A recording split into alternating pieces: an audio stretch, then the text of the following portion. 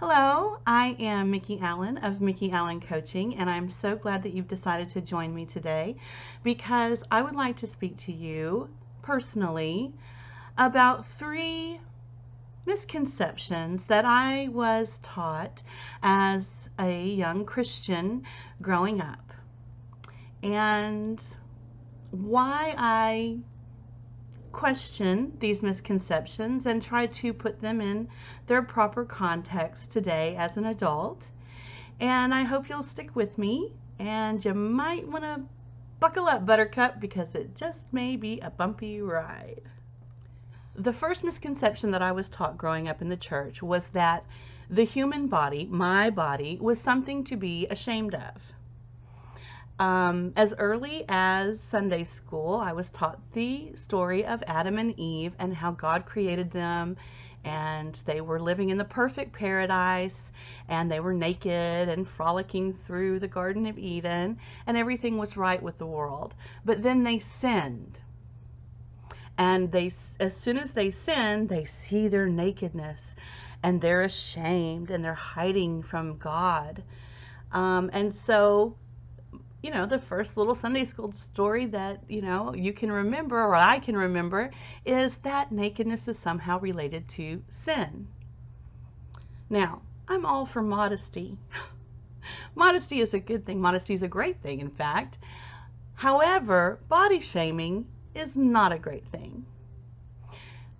In my home, you covered up at all times. No nakedness ever in front of anybody. Doors were always closed. Bathroom doors were always closed. Bodily functions were not discussed. They were icky and nasty, and the body is just gross, and we just have to live in this earth suit and just take it. Soul is good, body's bad. And if this resonates at all with you, please let me know in the comments below, because I would like to know. And so I grow up in a family and in a church that speak of the body, nakedness, shame, sin in one breath, and then in the next breath tell me that I'm made and created in the image and likeness of God, and that it is a good thing. And that God, in his infinite wisdom, chose to reveal himself to his children by becoming man, by the incarnation of Christ, being born of the Virgin Mary as a naked, unashamed baby, and growing into the world and having the same exact human experiences that I am going to have. Where is the confusion in that? The second misconception that I was taught by the church was that virginity was a state of perfection. It was the holiest way that I could live, was in my virginity. And that celibacy was the highest form of holiness that you could ever aspire to in your lifetime. Now, this of course comes from St. Paul, as he's exhorting the early church and giving the early church the commands from God to not behave as the Greeks do, to not gossip, don't steal from the church, please stop sleeping with your family members. Sex between family members isn't good. And then he says, now concerning virgins, I have no command from God. This is important.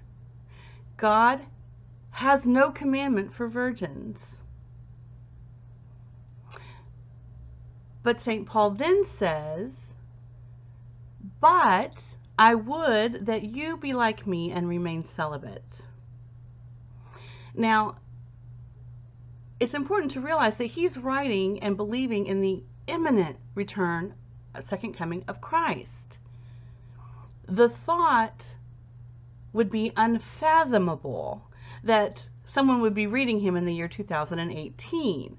How are we to interpret this? He admits that it is his opinion that celibacy is the way that we should live.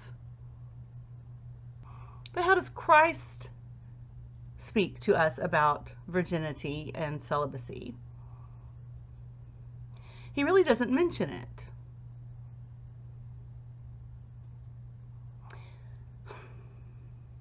And so now as a Christian, I've come full circle.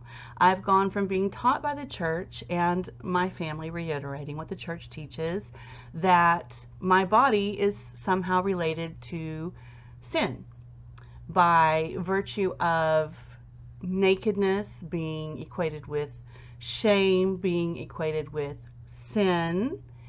And then the second misconception being that virginity is the ultimate state of holiness and perfection, and that even greater still, celibacy or lifelong virginity is the greatest aspiration that I could ever have as a Christian. To now the third misconception being that if I have remained chaste and completely pure and not fallen to the temptation of lustful thinking or sinful living, touching myself, masturbating, exploring my own sexuality, and come in completely ignorant of my sexuality as a virginal bride, coming into a union with my virginal bridegroom, that we will unite into marital bliss. Now, I know that some may counter and say, look, Mickey, we're talking about human sexuality here. It's been going on for thousands of years. You put a guy and a gal together, they're going to know what to do. We haven't died out as a race yet. But something else that has been going on for a very long time is that women have been entering into their marriages with the assumption that sex is their marital duty, a function that they must perform to the satisfaction of their husband, or else he may go outside of the marriage and seek sexual satisfaction elsewhere. And then shame on you for not pleasing your husband. So the assumption is that while we're in the churches, we're not teaching our young people about sexuality, and at home, we're assuming that our schools are teaching human sexuality, which we know they're not, because according to the laws of the land, not even every state or county needs to teach sexual education, and if they do, they're not allowed to mention pleasure. So where are these children learning about sexuality, human communication in intimate relationships? Where are they learning this from? Are they learning it from porn? Are they learning it from Cosmo sex quizzes? Are they learning it from their peers? Is it any wonder that the divorce rate in the United States is so high, off the charts? Where are they learning it? We know that marital communication and intimacy is first learned in the home. And if you are fortunate enough to have parents who are intimate and open about their communication and their sexuality with you, that you may learn what a solid foundation for marriage should look like. But considering the fact that unwed births are skyrocketing in the United States, and that more than 50% of marriages end in divorce, where are these children seeing these healthy relationships modeled?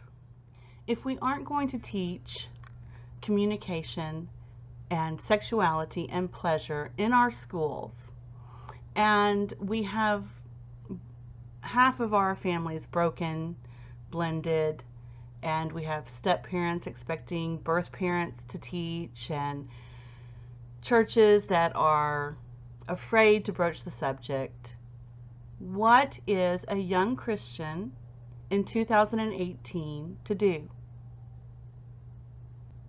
Now, I won't even pretend to know the answer to that question, because I really, really don't. But I do have a question for you. If you were raised in the church, how did you learn about healthy human relationships? If you're a young person in the church now, where are you seeing these solid, healthy, sexually active marriages modeled today? As always, I appreciate you taking the time to watch this video, and I know your time is precious, so thank you for spending it with me tonight. I hope that you've been able to glean some information or at least gotten some good food for thought. And if you would like to subscribe to this channel to get more videos like this, I would love to have you join us by subscribing and clicking the little bell so that you can be sure to be notified when my next video is live and ready for viewing. And I again appreciate you and look forward to seeing you next week. What does Christ say about virginity? Absolutely nothing. Huh.